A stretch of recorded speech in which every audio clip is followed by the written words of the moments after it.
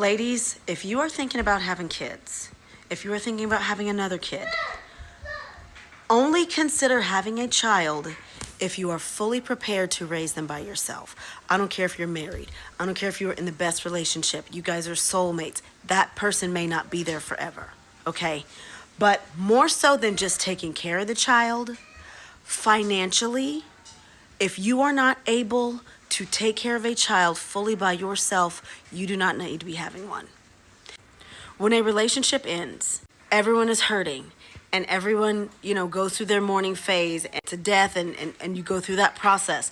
And ladies, when you finally start getting yourself together and loving yourself and you no longer make him a priority, you're not checking his social media, you're not worried about him, the only way he can get to you is through those children.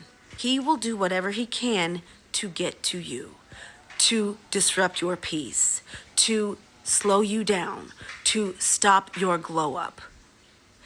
And they do it through money. They know that it is almost impossible to raise a child on one income in this society.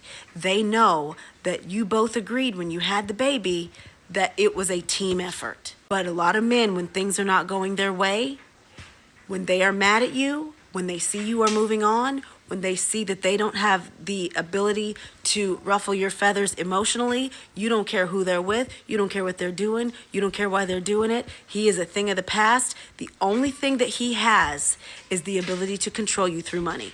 He will either give you nothing at all or make promises that you then depend on, and then he won't come through and you are stuck. Most mothers, when you are a good mother and your child comes to you and says, I want to do gymnastics, I want to be in the band, I want to play football, and all of this stuff costs money. Good mothers don't say we can't afford it. Good mothers don't say no. You know what good mothers say? Give me some time to figure it out. And that's when the sleepless nights come in. That's when you get a second and third job. We get used to doing it by ourselves. We get used to being the one to be at the doctor's appointments and the teachers' conferences and getting the kids ready for school and figuring out the daycare and the childcare. We get used to that. We rise to the occasion. Where we hurt the most is financially. And if you can get yourself in a position where whether or not he does the right thing, you guys will be okay, I promise you, your life will change for the better. Your stress level will change for the better. You do not have to hold yourself hostage depending on his behavior.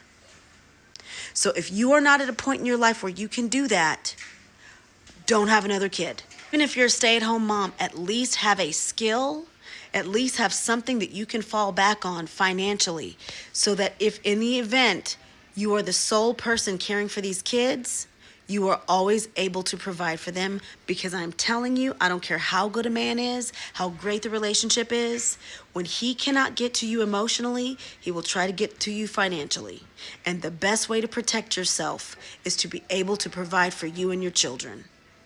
Is he still responsible for those kids financially and doing his part? Of course. But whether or not he does, you guys will be okay. That's the position that you need to make sure that you are in before you ever have a child. Otherwise, you will be stressed out.